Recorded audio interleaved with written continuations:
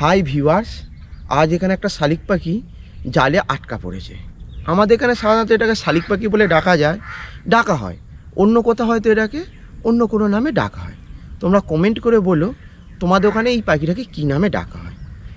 পাখিটা এখানে সাধারণত এই জালগুলো দেওয়া হয় শশা, ঝিঙে বা অন্য কিছু গাছ এই ভাড়ার মধ্যে তোলার জন্য এবং যেহেতু এই পাখিগুলো এখানে এই সমস্ত পোকামাকড় শিকার করে খেতে আসে, তাই এই জালে আটকা পড়েছে।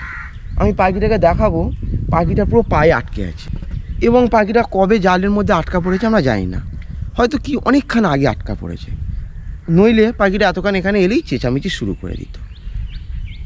আমরা যদি পাখিটাকে না দেখতে পেতাম, পাখিটা এইরকমভাবেই থাকতে থাকতে কিছুদিন পর হয়তো মারা যেত। যেহেতু আমরা পাখিটাকে দেখতে পেয়েছি এবং পাখিটা বেঁচে আছে, চলো আমরা পাখিটাকে জাল থেকে ছাড়িয়ে অন্য কোথাও ছেড়ে দিই, যাতে পাখিটা প্রাণটা বাঁচে।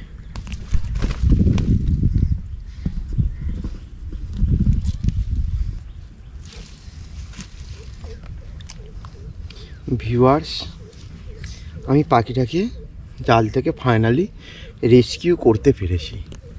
পাখিটা, আমি তোমাদের এই পাটা দেখানোর চেষ্টা করব।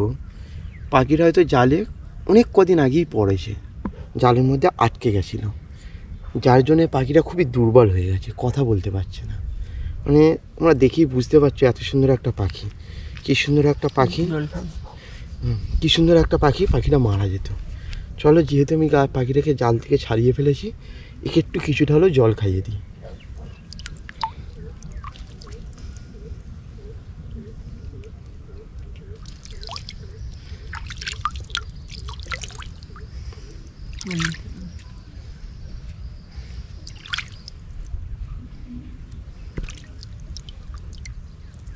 চলো, কি সুন্দর একটা পাখি, অসহায় পাখি মারা যেত। চলো আমি এই পাখিটাকে দূরে কোথাও নিয়ে গিয়ে, পাখিটা কত সুন্দর একটা পাখি তোমাদের দেখাচ্ছি।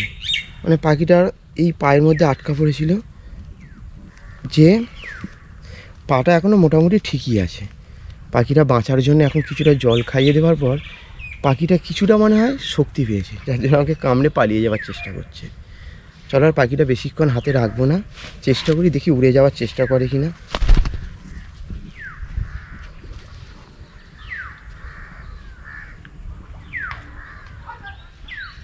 ভিউয়ার্স, পাখিটাকে রেস্কিউ করে এবং সেফ জায়গায় ছাড়তে পেরে আমার তো খুবই ভালো লাগছে।